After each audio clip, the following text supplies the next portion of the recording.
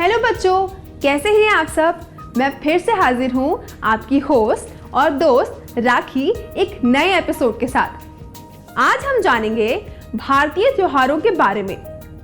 हर किसी को फेस्टिवल्स को सेलिब्रेट करना बहुत पसंद होता है, सिर्फ इसलिए नहीं कि उस दिन हमें स्कूल या काम से छुट्टी मिलती है, बल्कि इसलिए क्योंकि फेस्टिवल का मतलब ही सेलिब्रेशन होता है। हर त्योहार अलग तरीके से मनाया जाता है, तो आओ इन त्योहारों के बारे में जानना शुरू करते हैं। बच्चों, पहले शुरुआत करते हैं हमारे नेशनल फेस्टिवल से। सबसे पहले आता है 15 अगस्त। क्या आप जानते हैं कि 15 अगस्त 1947 यानी 15 अगस्त 1947 को हमें अंग्रेजों की शासन से आज़ादी मिली थी, और इसी दिन को हम स्वतंत्रता दिवस यानी इंडिपेंडेंस डे के रूप में सेलिब्रेट करते हैं।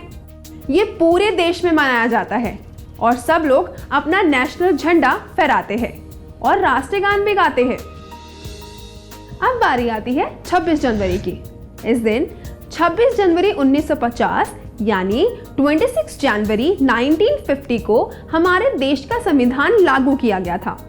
इस दिन हमारे नेशनल फ्लैग को फहराकर नेशनल एंथम गाया जाता है। इस दिन दिल्ली में परेड भी निकाली जाती है, जिसमें भारतीय थल सेना, वायुसेना, नौसेना और पारंपरिक नृत्य समूह के प्रतिभागी भाग लेते हैं। अब बारी आती है 2 अक्टूबर यानी 2 अक्टूबर की। बच्चों, इस दिन हमारे बापू महात्मा गांधी और लाल बहादुर शास्त्री जी की जयंती होती है, मतलब उनका जन्मदिन मनाया जाता है। इसलिए यह एक नेशनल हॉलिडे के रूप में सेलिब्रेट किया जाता है। बच्चों, ये त्योहार भारत का हर नागरिक बहुत खुशी से मनाता है, लेकिन कुछ त्योहार धार्मिक होते हैं जिन्हें लोग बहुत खुशी खुशी मनाते हैं। पहले आती है होली। बच्चों, होली रंगों का त्योहार होता है। इस दिन सब लोग एक दूसरे से मिलते हैं, रंग लगाते हैं और मिठाइयाँ जैसे कि गुजिया खाते हैं। पिचकारियों और गुब्बारों से एक दूसरे पर पानी की बरसात करते हैं। लेकिन आपको ध्यान रखना है कि होली खेलने के चक्कर में आप किसी को गलती से चोट ना मार दें। उसके बाद आती है ईद।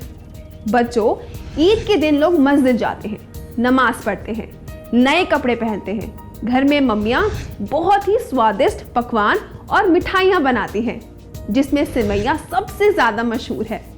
घर के बड़े लोग बच्चों को ईदी देते हैं, जिसका मतलब गिफ्ट्स होता है, और सब मिलकर बहुत खुशी से ईद सेलिब्रेट करते हैं।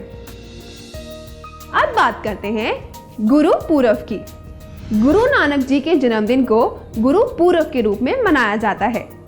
इस दिन लोग गुरुद्वारा जाते हैं और एक दूसरे को मिठाइयाँ बांटते हैं, और रात को घर में कैंडल्स जलाकर घर सजाया जाता है। सब मिलकर इसी तरह गुरु पूरब सेलिब्रेट करते हैं। अब बात करते हैं रक्षाबंधन की। बच्चों, रक्षाबंधन भाई और बहन के प्यार और दोस्ती के रिश्ते को सेलिब्रेट करने के लिए मनाया जाता है। इस दिन बहन अपने भाई की कलाई पर राखी बांधती है और बदले में भाई अपने बहन को गिफ्ट्स देते हैं। राखी बांधने के साथ भाई बहन दोनों एक दूसरे की रक्षा करने और साथ निभाने का वादा करते हैं। अब बात करते हैं दशहरे की। बच्चों, पहले मैं आपको बता दूं कि दशहरा मनाने के पीछे का इतिहास क्या है। इस दिन भगवान राम ने रावण का वध करके माता सीता को उसके चंगुल से बचाया था। इसलिए आज तक रावण का पुतला जलाकर इस त्योहार को मनाया जाता है। इस त्योहार को अच्छाई की बुराई पर जीत के सिंबल के रूप में मनाया जाता है।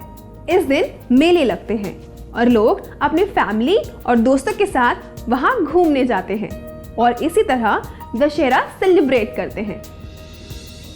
अब बारी आती है दिवाली की। दिवाली को रोशनी के त्योहार के रूप में मनाया जाता है। इस दिन घर को अच्छे से साफ करके सजाया जाता है, नए कपड़े पहने जाते हैं। शाम के समय लोग देवी लक्ष्मी और गणेश जी की पूजा करते हैं। घर में दिए जलाए जाते हैं और पूजा के बाद एक दूसरे को मिठाई बांटकर पटाखे जलाकर धूमधाम से दिवाली मनाते हैं। अब बात करते हैं क्रिसमस की। क्रिसमस को जीसस क्राइस्ट यानी ईसा मसीह के जन्मदिन के रूप में मनाया जाता है। इस दिन लोग चर्च जाते हैं और गॉड से प्रे करते हैं। बच्चों को गिफ्ट्स दिए जाते हैं। सब एक दूसरे को केक देकर इस दिन को सेलिब्रेट करते हैं। बच्चों, मुझे पूरा विश्वास है कि आप सबको इन सारे त्योहारों के बारे में जानकर मज़ा आया होगा। अब मैं चलती हूँ, फिर मिलेंगे दोबारा एक नए और इंटरेस्टिंग टॉपिक के साथ। और हाँ, हमारे इस चैनल को सब्सक्राइब करना ना भूलें। हमारे इस वीडियो को लाइक करें और अपने दोस्तों के साथ शेयर भी करें। और हाँ, उस साइड में जो आपको बेल आइकन दिख रहा होगा ना, उसको प्रेस करना बिल्कुल भी ना भूलें, क्योंकि जब अगली बार मैं आऊँगी ना तो मेरे आने का नोटिफिकेशन आपको फटाफट से मिल जाएगा। तो चलिए, अपना ख्याल रखिए और मुझे इजाज़त दीजिए। Bye bye.